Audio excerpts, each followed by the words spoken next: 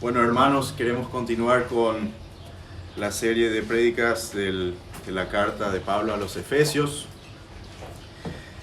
Y como leímos en el Salmo 2 al inicio,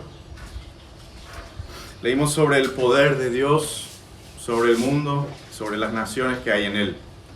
Leímos sobre la enemistad de los reyes de estas naciones, que sigue hoy en nuestro tiempo, sigue esta enemistad contra Dios. Pero no solo eso sigue siendo una realidad hoy, sino que también la supremacía de Cristo sobre toda autoridad sigue en pie igual que en aquel entonces. Cristo sigue en el trono a la diestra del Padre y el efecto del paso de tiempo no disminuye esta realidad. O sea, eso sigue siendo verdad hoy igual como en aquel tiempo, hace unos 2000 años que Esteban, por ejemplo, vio la gloria del Señor a la diestra del Padre. Eso sigue siendo la verdad, la realidad hoy en día. Leímos ya hace unas semanas en Efesios capítulo 1, los versículos 20, 21, donde habla de que el poder que obró en Cristo cuando lo resucitó de entre los muertos y lo sentó a su diestra en los lugares celestiales, muy por encima de todo principado, autoridad, poder, dominio y de todo nombre que se nombra, no solo en este siglo, sino también en el venidero. O sea, vemos claramente la posición que tiene Cristo, el dominio absoluto que tiene, no solamente durante este siglo, como dice el versículo, sino también en el siglo venidero, o sea, para toda la eternidad. Cristo es y seguirá siendo el Rey Supremo. Y el poder con el que luchamos nosotros como creyentes es su poder, es poder que Él nos da, y esa armadura que estamos estudiando es la armadura del Señor. Para recordar un poco, versículo 11 del capítulo 6, decía: revístanse con toda la armadura de Dios para que puedan estar firmes contra las insidias del diablo. Dice toda la armadura, o sea, esta armadura no es un conjunto de opciones donde podemos elegir, me gusta la espada, me gusta el casco. No, la armadura es completa y pierde consistencia si falta uno de estos elementos. Y Pablo explica el origen del poder con el que luchamos, ¿no? Vimos que ese origen es de Dios mismo es el poder de Dios con el que estamos luchando, el poder de Dios en nosotros. Y también Pablo nombra al enemigo directamente, dice poderes y autoridades espirituales del mundo de tinieblas. O sea, no estamos luchando contra personas, contra carne y hueso, sino directamente contra el diablo y contra sus demonios. Tal vez vamos a leer los versículos antes del versículo que vamos a estudiar hoy. Si me acompañan a la lectura, Efesios 6, vamos a leer del 10 en adelante hasta el 17. Efesios 6, 10 en adelante. Dice: por lo demás, fortalezcanse en el Señor y en el poder de su fuerza. Revístanse con toda la armadura de Dios para que puedan estar firmes contra las insidias del diablo. Porque nuestra lucha no es contra sangre y carne, sino contra principados, contra potestades, contra los poderes de este mundo de tinieblas, contra las fuerzas espirituales de maldad en las regiones celestiales. Por tanto, tomen toda la armadura de Dios para que puedan resistir en el día malo y, habiéndolo hecho todo, estar firmes. Estén pues firmes, ceñida su cintura con la verdad, revestidos con la coraza de la justicia y calzados los pies con la preparación para anunciar el evangelio de la paz. Sobre todo, tomen el escudo de la fe con el que podrán apagar todos los dardos encendidos del maligno. Tomen también el casco de la salvación y la espada del Espíritu, que es la palabra de Dios. O sea, este es el contexto inmediato de de lo que vamos a estudiar hoy. Pablo está usando la armadura de un soldado típico de esa época para describir las herramientas, las armas y el poder que tiene el creyente en su vida diaria, en su lucha, en esta batalla espiritual. Y hoy queremos concentrarnos en el versículo 17, la primera parte, donde dice: tomen también el casco de la salvación.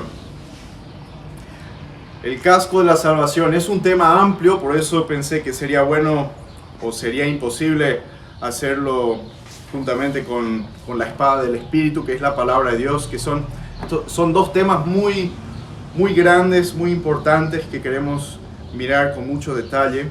Así que hoy vamos a concentrarnos en este casco de la salvación. Entonces Pablo usa el casco, una herramienta de defensa, y lo atribuye a la salvación, o vamos a estudiar qué es lo que quiere decir esta salvación, a qué se refiere y cuál es la función de protección que tiene el casco. Porque mirando un poco la historia, o sea, obviamente sabemos un poco para qué se usa el casco, ¿no? El casco de un soldado normal de aquella época estaba hecho de cuero, un cuero grueso, del que colgaban algunas piezas de metal que protegían el cuello, los laterales de la cabeza, en ocasiones el rostro también. Y este casco también se solía hacer de una pieza entera de metal también. Solía tener algunos elementos ornamentales que a veces hasta indicaban el rango en la estructura militar que tenía el soldado. Tal vez vieron algunas películas donde los cascos estaban decorados con pelos de caballo, por ejemplo, ¿no? Entonces sabemos que su función es muy obvia: proteger la cabeza del soldado. Especialmente es protegerla de los golpes del enemigo que iban directamente direccionados o específicamente direccionados a la cabeza, ¿no? En ese tiempo había la arma principal de un soldado era una espada grande de doble filo, y esa espada podía, con un golpe fuerte, romper la cabeza de un enemigo. Entonces, es muy obvio que el soldado en aquella época necesitaba de esta protección para su cabeza. Imagínense las consecuencias de ir en ese tiempo a una guerra sin un casco que proteja la cabeza, ¿no? El texto no dice específicamente a qué se refiere este casco en nuestra lucha espiritual. Habla de salvación, pero no está muy claro a qué se refiere específicamente, como por ejemplo ahí la espada del Espíritu, ahí dice que es la palabra de Dios, ¿no? Pero no está muy detallado a qué se refiere Pablo aquí. Entonces, ¿qué es el casco de salvación?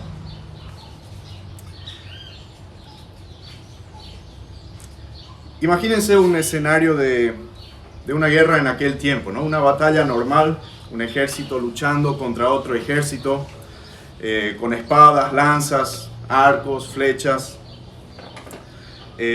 tal vez otros tipos de armas también, y tal vez hay algunos jinetes a caballo corriendo en todas direcciones. Y ahora imagínense en el medio de esta batalla a un soldado que deja de moverse y suelta su escudo, suelta su espada, y con las dos manos remueve el casco de su cabeza, lo deja caer al suelo. ¿Qué señal estaría dando este soldado al enemigo? ¿Cómo percibiríamos a un soldado que hace esto, ¿no? ¿Qué estará pasando por su mente?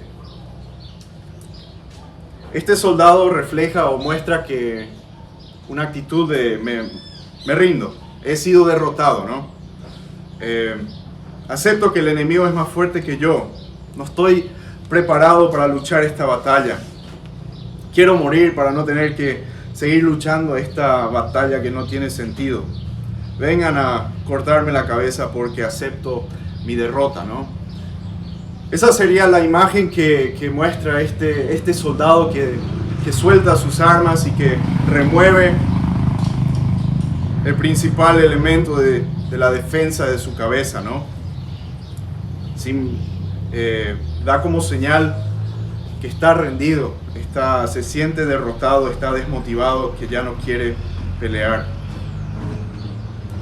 Pero el cristiano no debe tener esta actitud, ¿no? Debe luchar activamente. Entonces, para entender a qué se puede referir Pablo cuando dice el casco de la salvación, podríamos pensar, bueno, ¿cuáles son las cosas que desmotivan al creyente? ¿Qué es lo que hace que el creyente se sienta derrotado? ¿Qué es lo que le hace dudar de su victoria? ¿O qué le hace dudar de su propia salvación? Y sea lo que sea eso, es algo que el enemigo quiere meternos en nuestra cabeza para desmotivarnos, para hacernos dudar y para hacernos sentir inseguros en nuestra posición en Cristo, ¿no? Es muy similar a lo que hablamos la vez pasada cuando hablamos del escudo de la fe, ¿no? Ahí mencionamos que el diablo nos dispara con todo tipo de mentiras, dudas y tentaciones.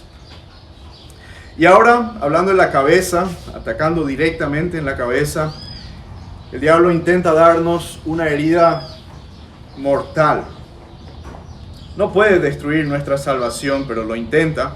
Y trata de convencernos de que hemos sido derrotados, o que somos débiles, o que no vamos a sobrevivir esta batalla espiritual.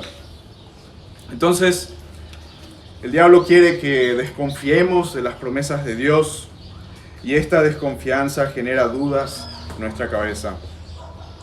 Genera dudas acerca de nuestra identidad. Nos preguntamos, ¿somos hijos de Dios realmente? O nos genera dudas en cuanto a nuestra salvación y nos preguntamos, ¿soy salvo realmente? O sobre nuestra victoria, ¿no? Nos preguntamos, ¿tengo poder para resistir estas pruebas? O tal vez nos quiere meter dudas sobre su obra redentora, ¿no? Preguntas como, ¿es suficiente el sacrificio de su Hijo para perdonar mis pecados, ¿no? O tal vez quiere que cuestionemos la santidad de Dios o su soberanía, y algunos hasta se preguntan si los planes de Dios son realmente perfectos. ¿Será que Dios realmente es justo? ¿Será que Dios realmente me puede dar vida eterna? Y siguen las preguntas que nos hacen dudar. Y si el diablo destruye nuestra confianza, si destruye nuestra seguridad, entonces nos roba el gozo de nuestra salvación. Tal vez se acuerdan de David en el Salmo 51, donde está quebrantado sobre su pecado.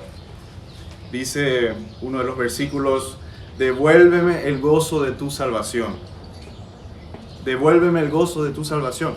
Fíjense que no dice, devuélveme mi salvación para que pueda tener gozo nuevamente, ¿no?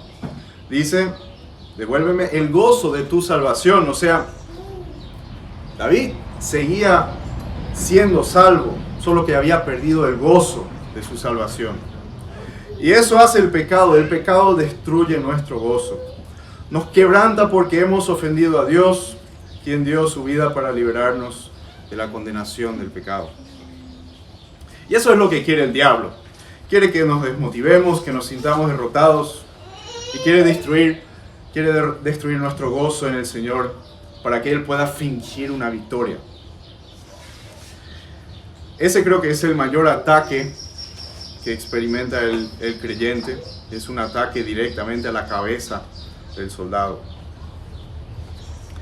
Entonces, ¿cómo podemos defendernos de esto? ¿O cuál es una de las defensas de este casco de salvación?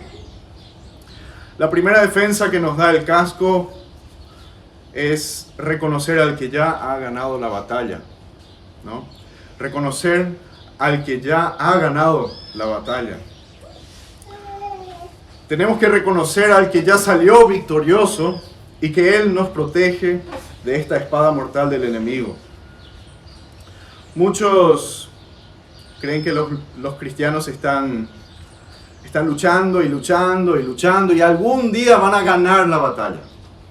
¿Sí? Pero eso no es así.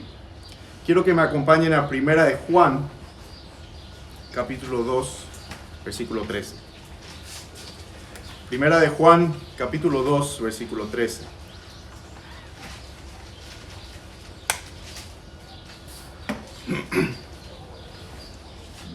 Dice: les escribo a ustedes, padres, porque conocen a aquel que ha sido desde el principio. Les escribo a ustedes, jóvenes, porque han vencido al maligno. Les he escrito a ustedes, niños, porque conocen al Padre. Fíjense esa frase ahí, ¿no? Han vencido al maligno. Hay victoria y eso ya está en el pasado. Ya es un hecho. Y tal vez algunos se preguntan, pero ¿nosotros hemos vencido al maligno?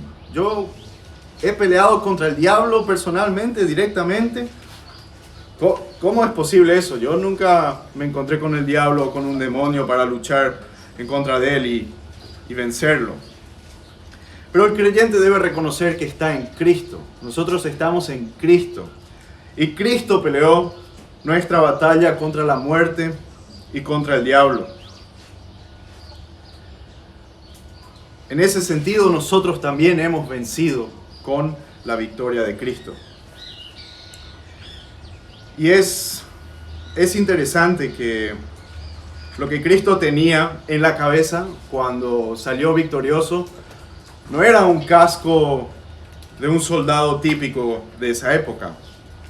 En Juan 19, versículos 2 y 3, leemos lo siguiente: y los soldados tejieron una corona de espinas, la pusieron sobre su cabeza y lo vistieron con un manto de púrpura, y acercándose a Jesús le decían: salve, rey de los judíos, y le daban bofetadas. O sea, Cristo tenía algo diferente en su cabeza cuando fue a la cruz. Para burlarse de este supuesto rey de los judíos, le colocaron una corona de espinas.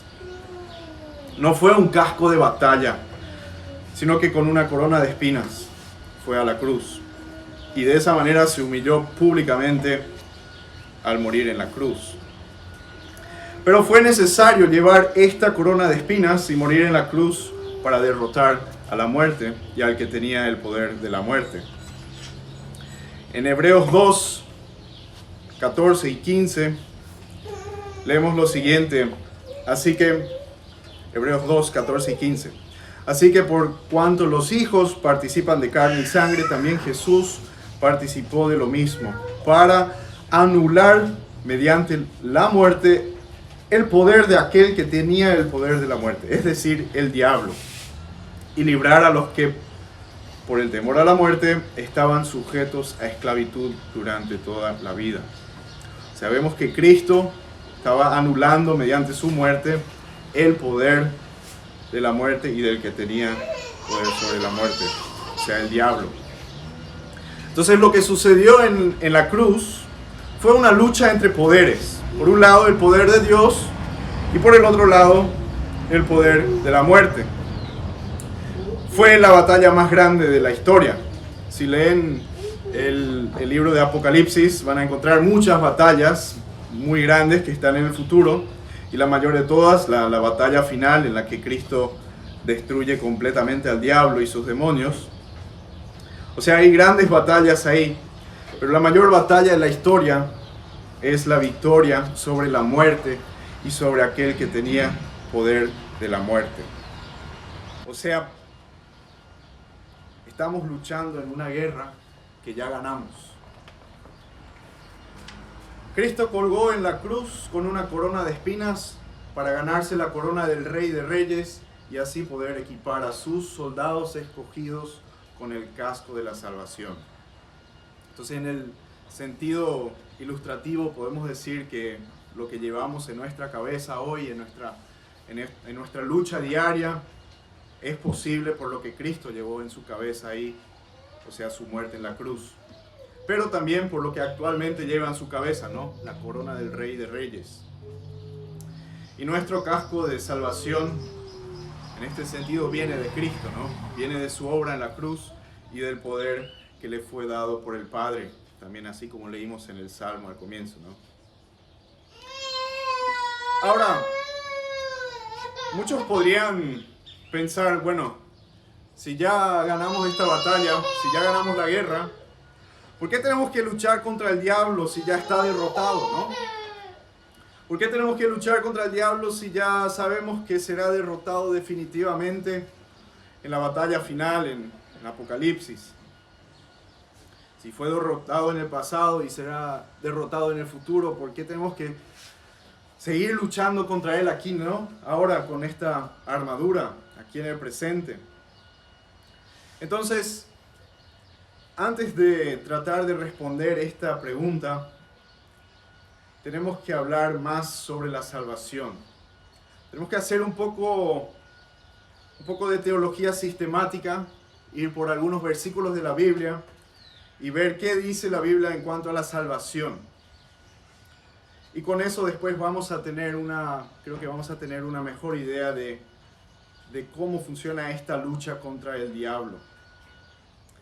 En primer lugar, el término salvación puede referirse o se puede emplear en varias situaciones, y en general es un término el término significa ser rescatado de una situación peligrosa. En el Antiguo Testamento se usa con mucha frecuencia para referirse a una salvación física de un enemigo militar normalmente, ¿no? Y en el Nuevo Testamento se usa normalmente para referirse a la salvación del alma, ¿no? O sea, a la salvación de la condenación de la muerte. Entonces, si ahora vamos a hablar de salvación, es este segundo significado, ¿no? Estamos hablando de la salvación del alma. Y hay algunos elementos temporales de esta salvación que tenemos que entender. Si miramos al pasado, por ejemplo, a nuestro pasado, en cuanto a nuestra salvación, fuimos salvos en el momento en el que tuvimos fe en Cristo. En ese momento fuimos justificados. Y fuimos justificados completamente. No es que ahí inició un proceso de justificación. No. Fue en el momento algo completo, una justificación completa. La salvación quedó definida, es un hecho, ya no se cambia. Y en ese momento somos nueva criatura, tenemos una nueva naturaleza y somos adoptados a la familia de Dios y somos hijos de Dios. Y en ese sentido nuestra salvación, nuestra justificación es un momento en el pasado. 1 Corintios 6:11 dice: y esto eran algunos de ustedes, pero fueron lavados, pero fueron santificados, pero fueron justificados en el nombre del Señor Jesucristo y en el Espíritu de nuestro Dios. Fueron justificados. Es algo en el pasado del creyente, algo que ya está finalizado y es un hecho. Pero la salvación no es solamente eso. Lastimosamente hay personas que solamente piensan en ese momento cuando piensan en salvación, ¿no? Creen que la salvación es un momento en el que hay una decisión y luego siguen viviendo con las mismas armas, con las mismas debilidades, con la misma naturaleza que antes. Pero estamos estudiando la armadura que debe ponerse el creyente. O sea, debemos equiparnos para una lucha. No solamente recibimos un carnet de membresía en el ejército de Dios, sino que recibimos una armadura completa que debemos usar activamente. Recibimos poder, un poder que antes no teníamos, antes de nuestra conversión. Antes de ser creyentes no teníamos, por ejemplo, la fuerza para luchar contra el pecado, para resistir las tentaciones. Hacíamos todo de intentos humanos, de intentos de la carne, que no tienen poder. Es el Espíritu de Dios el que ahora habita en cada creyente, dándole vida de una forma continua. La vida eterna ya la tenemos ahora. Ya estamos viviendo con esa nueva vida en el presente. Y Dios nos santifica progresivamente y nos da poder para superar los ataques que recibimos del enemigo. O sea, en este aspecto de la salvación también está relacionada con nuestro presente, con nuestro día a día, con nuestra vida actual como creyentes mientras estamos aquí en la tierra. Romanos 6:14 dice, porque el pecado no tendrá dominio sobre ustedes, pues no están bajo la ley sino bajo la gracia. El pecado no tendrá dominio. Eso es algo en el presente, ¿no? Eso es algo que necesitamos en el día a día, en nuestra lucha. Ahora, también hay una salvación futura. O sea, miramos el pasado, el presente, pero también hay una salvación futura, lo que la Biblia describe como glorificación. Filipenses 3, 20, 21, me pueden acompañar. Y después vamos a leer Romanos 13.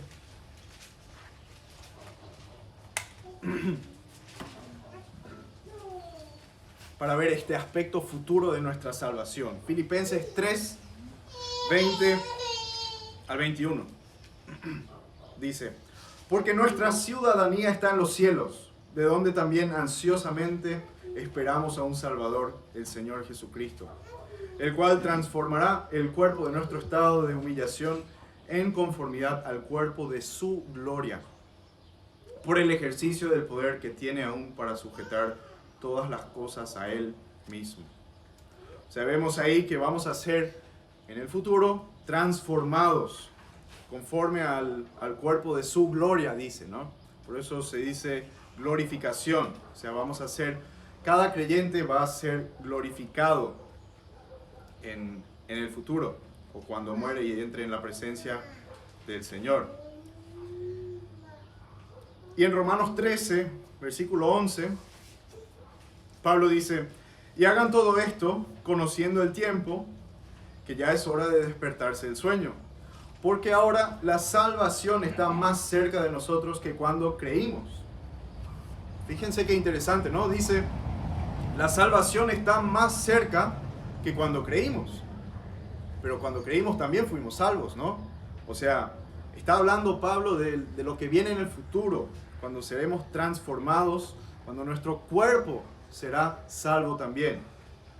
Nuestro cuerpo será resucitado, será transformado completamente, será glorificado para que pueda estar en la presencia celestial del Señor. Entonces, teniendo esto en mente, el pasado, el presente y el futuro de nuestra salvación, y si lo relacionamos con el casco de salvación, podemos decir que el casco de salvación nos recuerda de la salvación de nuestro alma que estaba en el pasado, o sea, la salvación en el pasado. Nos recuerda de la salvación de los ataques actuales del enemigo, o sea, recibimos poder para esta batalla, algo en el presente.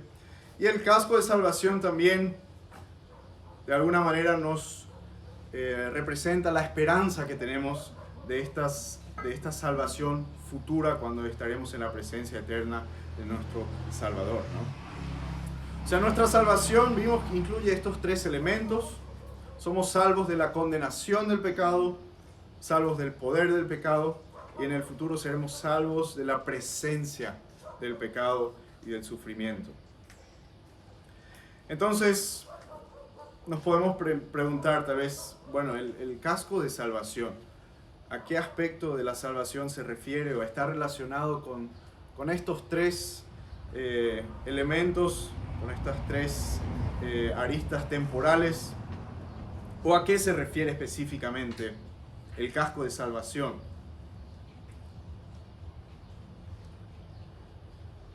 El casco que menciona Pablo es el casco que ya posee el creyente. O sea que no se refiere a ese momento de salvación del creyente o ese momento en el que una persona llega a Cristo. Se refiere a un creyente que ya tiene la salvación, ya no puede ser separado de Cristo, o sea, ya forma parte del ejército de Dios. ya no es enemigo de Dios. Tiene puesto el cinto de la verdad, la coraza de justicia y los calzados de la preparación del evangelio de la paz, como estos temas que ya estudiamos, ¿no? O sea, estamos hablando de un creyente. Y en cierta manera estos tres aspectos de la salvación, el pasado, presente y futuro, están relacionados con nuestro casco de salvación como defensa de la siguiente manera. Podemos decir que el casco de la salvación es la certeza que tenemos de que, primero, Cristo nos salvó en el pasado, ¿no? Segundo, Cristo nos dio poder para ganar las batallas actuales contra el diablo, algo que es del presente. Y en tercer lugar, Cristo nos salvará en el futuro de la presencia del pecado, nos glorificará. O sea, el casco de salvación es la certeza de estos 3 puntos, ¿no? El creyente debe utilizar esta seguridad en su batalla para vencer las dudas, las inseguridades, para mantenerse con la esperanza y la certeza de la victoria completa cuando el Señor regrese o cuando nos llame a su presencia. Y algo similar también ocurre con nuestro enemigo, ¿no? Ya fue derrotado en la cruz, en el pasado, sigue experimentando derrotas a medida que se expande el Evangelio y los creyentes crecen en la fe, algo en el presente, y también el enemigo será destruido completamente cuando el Señor lo destruya en el día final, la última batalla, y lo tira al infierno para toda la eternidad, ¿no? O sea, esta batalla contra el maligno también tiene algo de que, o sea, algo similar a lo que es la salvación, ¿no? La derrota del enemigo, la derrota de Satanás es algo que ya ocurrió en la cruz, es algo que actualmente nosotros tenemos poder para ser victoriosos en la lucha espiritual y en el futuro también será derrotado definitivamente el diablo con los demonios.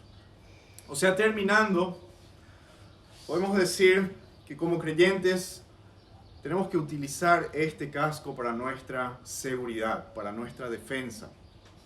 A la hora de las pruebas, cuando aparecen las dudas, cuando el enemigo nos quiere decapitar con inseguridad, ahí debemos estar seguros en nuestra posición en Cristo.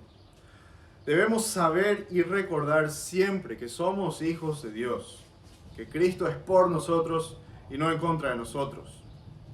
Debemos recordar que ya no hay condenación para nosotros, ya se pagó la condena por nuestro pecado. Y también tenemos que recordar que recibimos poder para vencer el ataque enemigo. O sea, la persona que se convierte a Cristo no recibe una nueva lista de reglas o principios. Recibe al Espíritu Santo, a Dios mismo, que habita en él para siempre y lo equipa con el poder necesario para estas batallas. Y no es posible pelear esta batalla sin la esperanza de que somos victoriosos, de que ya somos más que vencedores. Y debemos tener la certeza de que somos hijos de Dios. Nos da la fuerza y la esperanza para cualquier batalla espiritual. Lastimosamente hay personas que no saben si son salvas o no. Y quiero animar a todos a analizar su fe, a cuestionarse con Dios y con la Biblia, porque Dios quiere que sepamos, si somos hijos de Dios, Él quiere que sepamos con toda seguridad que somos sus hijos, ¿sí?